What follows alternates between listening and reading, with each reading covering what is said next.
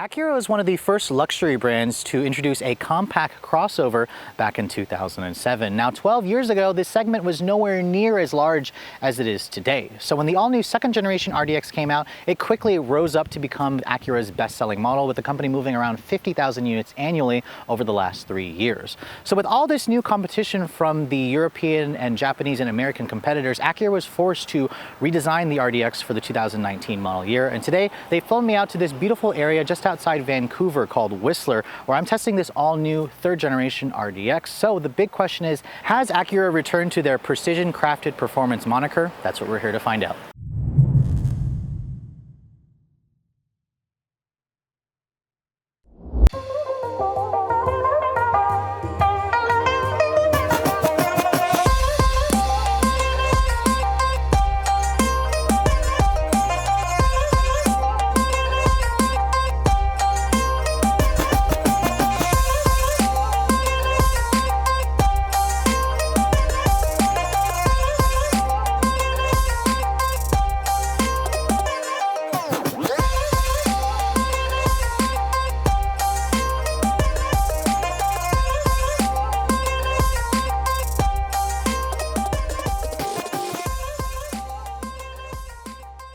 So it's no surprise that over the years, Acura has really been struggling with their design language. I mean, their Power Plenum Shield Beak grille just never was fully well received by the motoring press and consumers alike, which is why they introduced an all-new grille design a couple of years ago with this. This is the new Diamond Pentagon face they first showed on the Precision Concept vehicle a couple of years ago, and the RDX is the first vehicle to kind of be designed from the ground up to incorporate this new face. This particular one, being the A-Spec trim, has its own unique touches. The headlights are blacked out, the chrome on the grille has also been blacked out, and the Acura emblem is massively huge. It also houses the radar sensors. Now, all RDXs will come standard with the next generation Jewel Eye full LED headlights. They have 7 individual LED diodes, which look good. You have an LED turn signal, an LED daytime running light.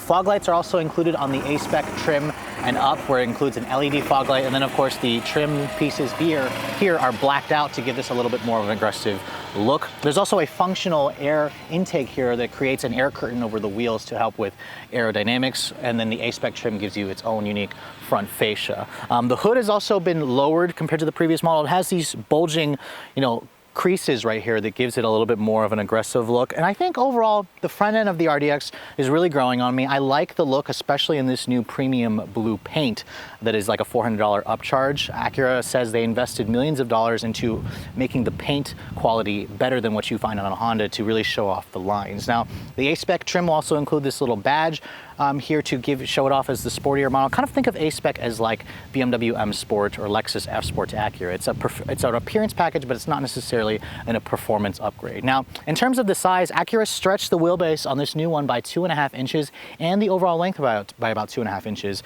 Wheelbase is now 108.3 inches long, and overall length is around 187 inches long, which makes the RDX a little bit longer than a lot of its competition. However, its wheelbase is still a couple inches shorter than some of the European competitors, but Acura put more space into the rear seats. Now, the roofline here, Acura says they didn't actually lower it for this new generation because they wanted to preserve the interior room. Instead, the A-Spec models with this blacked out portion kind of give the impression of a floating roof, whereas the other trims will have a chrome piece here that kind of gives it a more unique look to it. Now, the wheel sizes are also unique to each trim. The A-Spec model has these 20-inch shark gray finish wheels riding on 255/45 series tires. Finally, some appropriately sized wheels on the RDX.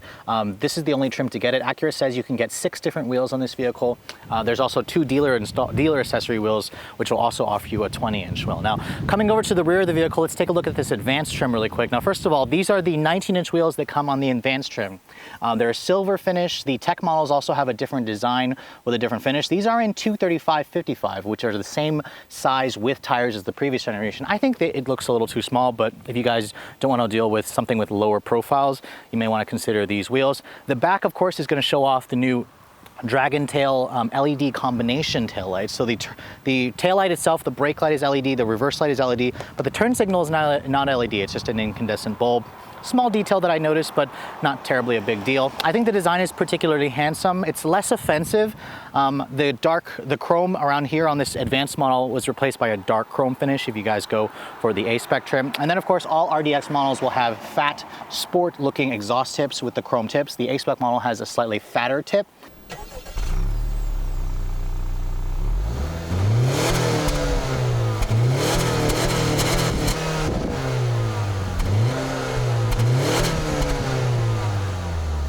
It sounds pretty decent. It also looks good, so I'm glad to see Acura is returning, back to their, exhaust tips showing, which really look nice. Now, only the advanced trim will come with the hands-free power tailgate function. A power tailgate is standard on the tech model, but if you want the foot activated function, you have to go for the advanced. Now, Acura also was able to improve the cargo capacity in this new RDX. Now, first of all, with all the seats up, you're looking at around 29.5 cubic feet of space. That's about an improvement, about 3 cubic feet versus the old model. If you fold down these seats by just pulling on this lever right here, which Acura makes it really easy, it folds down to give you a nearly flat floor, and you're looking at around 67 cubic feet of space, which is again a couple of cubic feet more than the previous model. Acura says this is one of the best, or at least most spacious in the segment. Also, they were able to relocate the spare tire from like in here to underneath the actual rear bumper, so you have this really cool under seat or underfloor storage in the cargo area, so you can kind of put dirty, wet things here. You can put like a helmet. Acura says when they were designing this space, they used 6 wine bottles, and you could fit that under the floor here, or a backpack. So it's a great place to kind of hide your stuff. And overall, I think the cargo area is definitely roomy. I'm noticing it's a lot more wide, so that you can easily get stuff in. I think a lot of owners are going to be really pleased with the amount of cargo space you get in this new model. So for the interior of this all-new RDX, Acura really focused a lot of their attention to improving the overall ambience and really adding to the materials to reach new levels in this car. They really targeted the Germans, and when you first get in and shut the door, it sounds nice and solid. Like I said earlier, this is an all-new Acura exclusive platform. Now, here's the key fob that comes with the vehicle. It comes standard with the company's Smart Intelligent Access with push-button start. There's actually no remote start on the key fob itself. You have to go into the Acura Link, which is standard on all models, so all models now come with remote start. But nevertheless, just keep the key fob in here, put your foot on the brake, push this button here to start the engine up.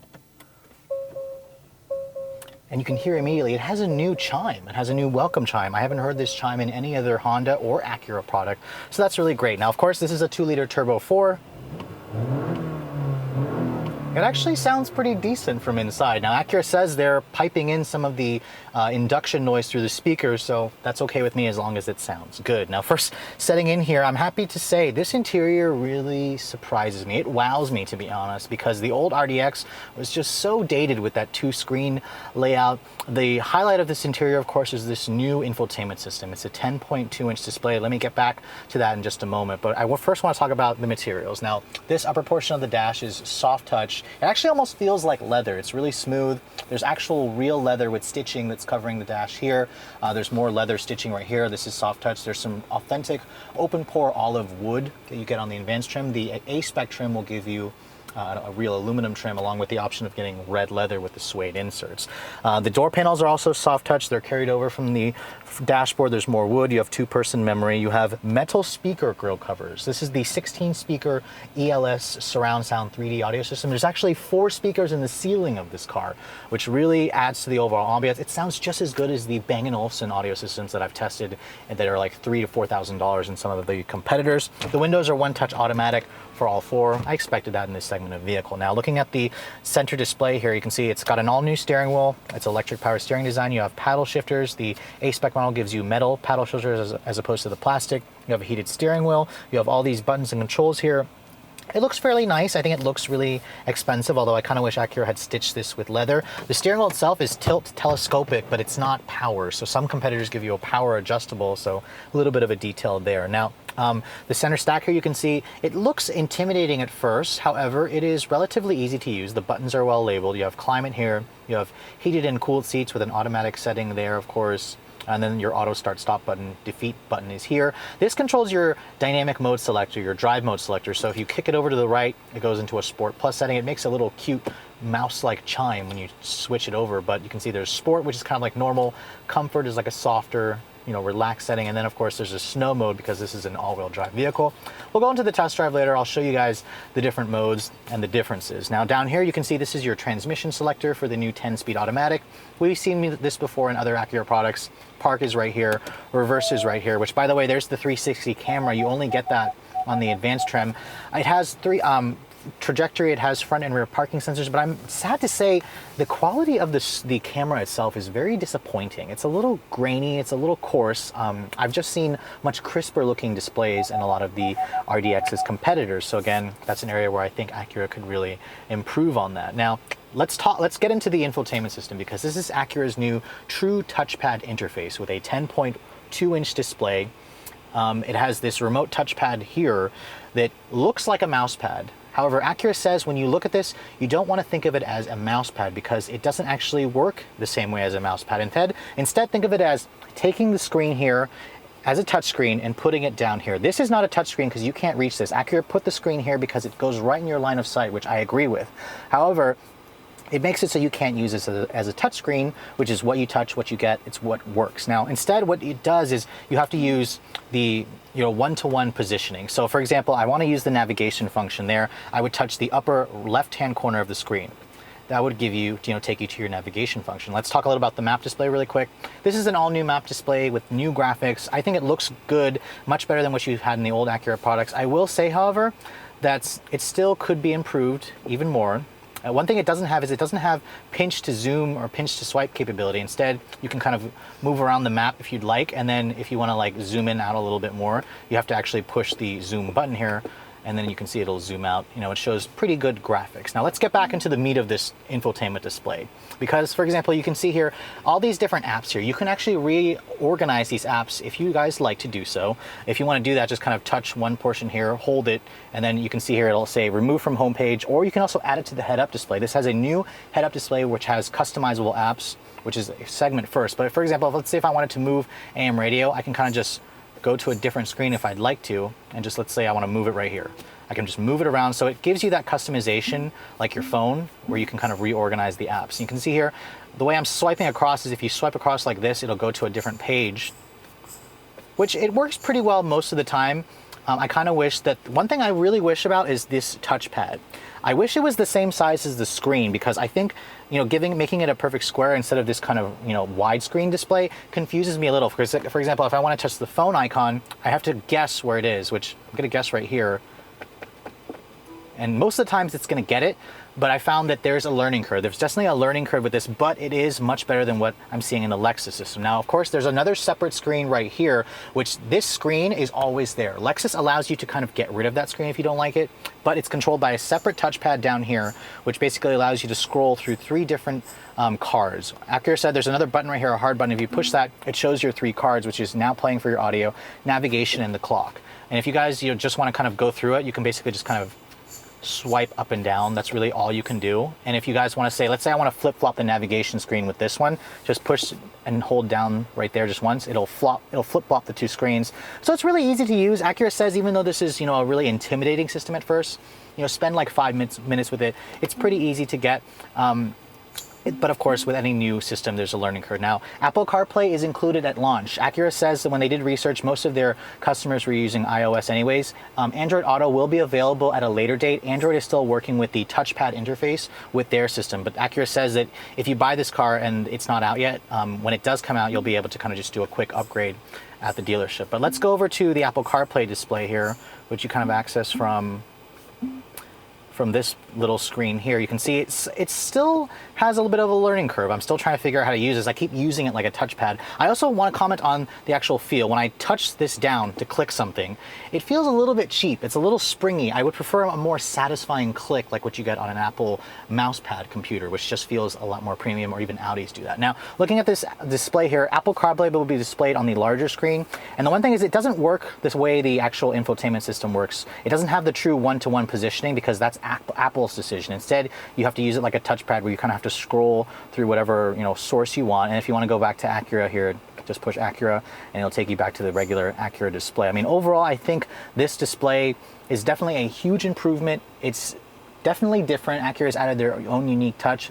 I think owners are going to be happy with it, but there is a learning curve, and Acura could improve it by making this a little bit nicer feeling when you push down on it and making this touchpad actually bigger to mimic the size of the screen. I want to talk about a few other things with the interior. This, console is on the wider side, but there's a lot of storage right here. You can see here there's a lot of storage for cup holders for your phone. There's a USB port here. Down here, there's also another area where you can store your phone. There's another USB port. No wireless charging though. Acura said that they decided not to go with a wireless charging pad. If you want to close this up, just kind of move this here. It's a nice sturdy lid with some real wood grain. It looks really nice. This armrest here is nice and padded, which is good. Give you a little bit more storage over here. The seats on this one, this is the premium Nappa leather you get. It's heated and cooled, of course. This is the beige interior. If you guys want the red, the A-Spec is available with it. The seats are 16-way power adjustable, and Acura said it's an all-new seat design for this car. So for example, the seat controls are where you'd expect them to be right here. But when you start playing with the seat control, when you want to start adjusting the lumbars and bolsters, you can see here, it kind of works like some other Volvos and Mercedes products. You can see here, if I want to change the lumbar, you kind of have to use a toggle where you can make the lumbar go in and out. You can also change the bolsters on the side to where it hugs you more or it hugs you less. And then there's also a seat thigh extension for the front here.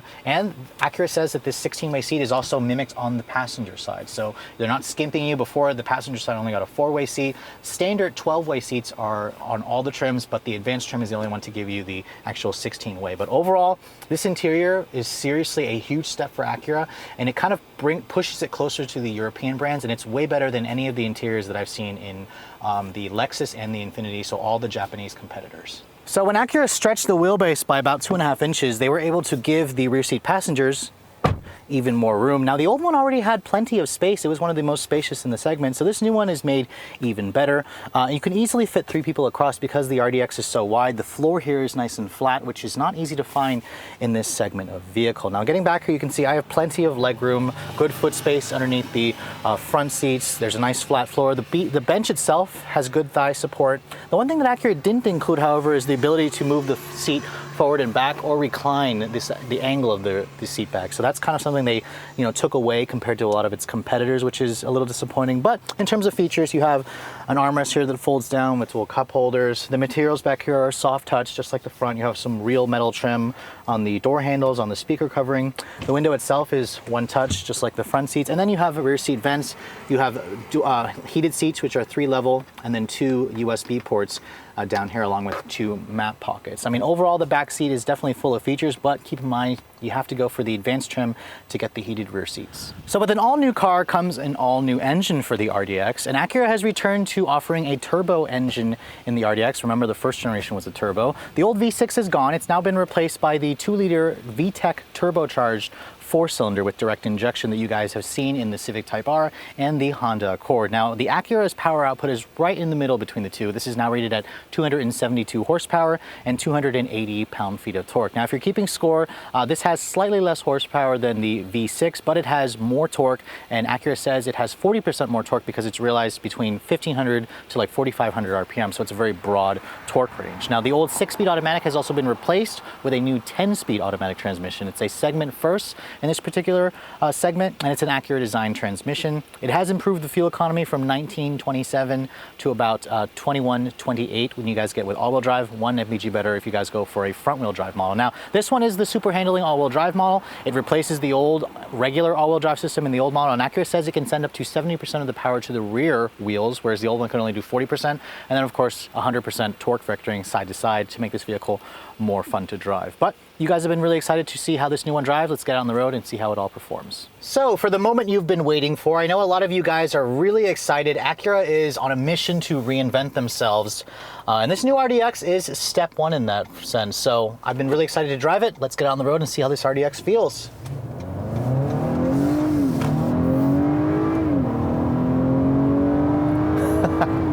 Wow. So if you guys have driven the new Accord with this powertrain combination, you'll be, pretty familiar with this way this car drives. Now, the extra 20 horsepower in this car, I don't really notice it too much. It just feels pretty quick. Now, obviously, there is no test data yet, but it feels, Acura says it's about a half second quicker to 60. So the old one took about 6.2 seconds. That means they're claiming this one is about 5.7 seconds, which honestly, it feels about right for that time. But really what Acura has done here on this new RDX is return to their precision crafted performance roots. I mean, this all-new chassis has nothing shared with the CR-V. And really, it's brought the RDX to a new level in terms of driving feel, in terms of performance, in terms of luxury. This SUV is really, really impressive. Let's try the paddles here.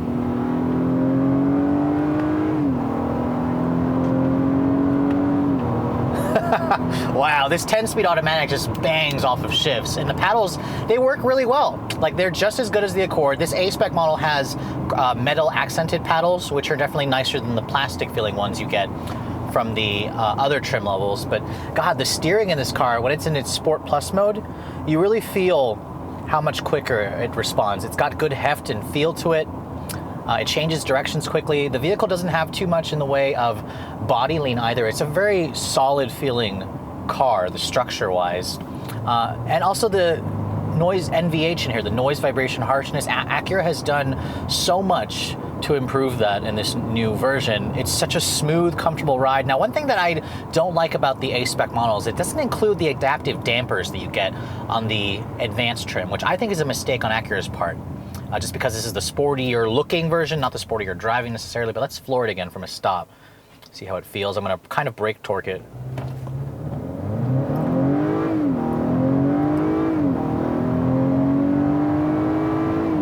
The engine kind of short shifts a little bit, about 6,500 RPM, although it'll keep revving to nearly 7,000. But I don't feel any turbo lag. It just lots of really smooth linear power, really strong torque. I mean, that torque is what shoves you back into the seat. And the engine itself definitely will remind you it's a 4-cylinder. This is way better than the first generation RDX's 2.3 VTEC turbo. No lag, whereas that one had so much lag. This just feels, really smooth, really linear, although the engine definitely gets a little bit louder, coarser at higher revs. When you start passing by 5,000, I'm feeling kind of like a vibration in the gas pedal. So that's a little bit of a cheapness factor to it. I mean, not really cheapness, but it's a 4-cylinder. So those of you who really enjoy your 6-cylinder RDX, you may, get into this and be a little disappointed that the 4-cylinder doesn't sound as good. Although when you have it in its sport mode here, Sport Plus, it is kind of amplifying the induction noise that this car will do for you. Now let's switch to a different drive mode here. You can see here, I love the graphical representation. Let's go over to comfort, and instantly when you go to comfort, the steering gets a lot lighter. The engine noise is kind of subdued because they're turning off that amplification process. This one doesn't actually have the adaptive dampers, so it doesn't adjust the suspension. However, I did drive the advanced model with the adaptive dampers, and I found that the ride quality, what it did is it made the car feel more comfortable at speed versus actually making it feel more sporty. The bigger wheels and tires on this A-Spec model are really what help it feel a lot sportier and gives it more grip. But the advanced model, what it does with the adaptive dampers, they've tuned it to just give you a much more comfortable ride.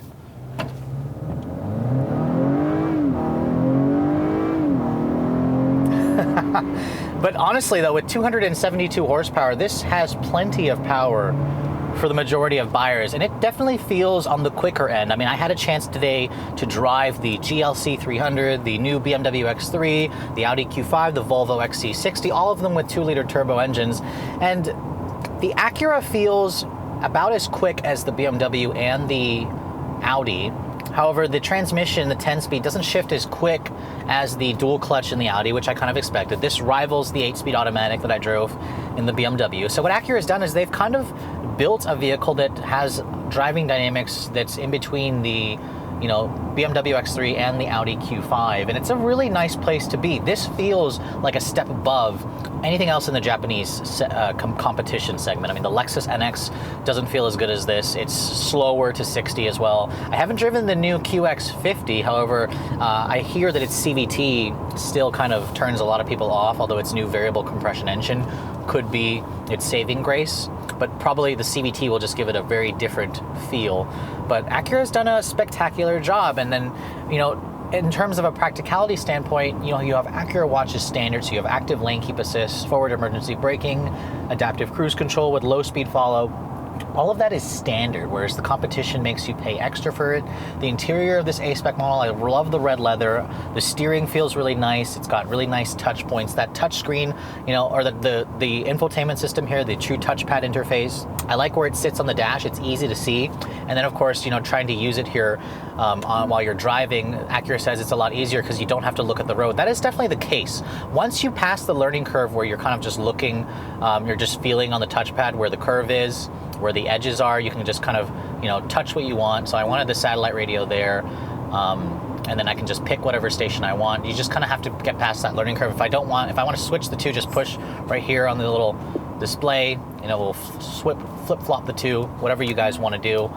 It's a really, you know, nice overall package that kind of adds to the premium ambiance of the RDX, especially of the old one. The old one just didn't have, you know, this level of you know, customization. The one thing I wish the A-Spec model had was the head-up display, which is really great in the advanced trim. You know, with that customization, the graphics, that big screen, the 360 camera would be nice. I love the vented seats, which do a really good job of keeping your butt cold. But man, overall, you guys, if you're looking for a compact luxury crossover and you don't put the new RDX on your list, you're doing yourself a huge, huge disservice. Of course, with this new super handling all-wheel drive system, Acura says they can appropriate up to 70% of the torque to the rear wheels and 100% side to side, which allows you to kind of drift the vehicle around corners. That's really fantastic. This is such a fun to drive vehicle with that super handling all-wheel drive. Now, I have to say, super handling all-wheel drive really rivals the best in the industry. Audi's Quattro works well. But this car has such a flat, you know, personality going through corners. The steering is nice and heavy. It has a good feel. It feels like you're driving a tall sports sedan, basically. And that's the key to, you know, making enthusiasts like SUVs like this, is just bringing everything we love driving dynamic-wise of a sports sedan and, you know, delivering it in a package that, you know, people that have people love so much about it, that makes people love utilities so much, basically. The utilities are popular for a reason. And Acura has delivered an RDX that feels like a tall sports sedan. All I want is just more power. I want that Type S version with another 100 horsepower. So as an enthusiast, it's pretty rare for me to get excited over a mainstream crossover, even a luxury crossover. But after spending the day with the all-new Acura RDX, this is a vehicle that genuinely surprised me. I was really impressed with this car when I first saw it at the auto show, and after driving the vehicle on these curvy roads out here in Canada, it's a really impressive new crossover that really has raised the bar in terms of the Japanese competitors, and Acura has basically met the level that you expect from a lot of its European competitors. The car's driving dynamics are really sporty. It's got a really refined ride quality. The adaptive dampers on this advanced model really just push this car to offering, you know, next levels of noise, vibration, and harshness, and also the quiet interior, the luxury aspects, the new tech. It's a dizzying array of options, as you guys noticed from the length of this video. This is one of the longest reviews I've done on an all-new model. So what's it gonna cost to put this all-new RDX in your driveway? Well, as you expect, this is a new model with new technology, so it's gonna cost a little bit more. The old model started around $36,000 for a front drive model. This new one starts at $37,300. Now, of course, that looks like $1,300 more. However, it's actually the same starting price as the old model when you added in the Acura Watch package. As I said before, all the driver assistance stuff is now standard, and Acura kept that as the same price for this all-new version. Now, if you want super handling all-wheel drive, it's about $2,000 extra.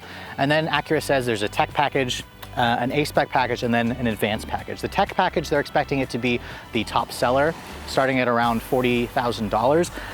These two trims here are the ones that, you know, they're actually expecting most people to buy. The A-Spec right there as it sits is $45,500 plus $995 destination, and that one is $47,500 plus that same destination. So Acura has really only increased the price by just about $1,500 to $2,000, which makes the RDX the bargain of this segment, and it's one of the reasons why Acura consistently sells about 50,000 units annually. So if you guys are in the market for a new compact luxury crossover and you don't put one of these on your list, you're doing yourself a real huge disservice. So I highly recommend just taking one out for a test drive if you guys are looking for a vehicle in this segment. Just keep in mind all of its European competitors, when you equip them similarly, are easily about $5,000 to $10,000 more expensive. But anyways, I hope you guys have enjoyed my full overview on this 2000 2019 Acura RDX. If you're also looking to see the latest cars I'm testing, make sure you follow me on Instagram at redline_reviews, like us on Facebook, and as always, please keep subscribing to the Redline Reviews YouTube channel for all the latest reviews. Thanks so much for watching. I'll catch you all in the next video.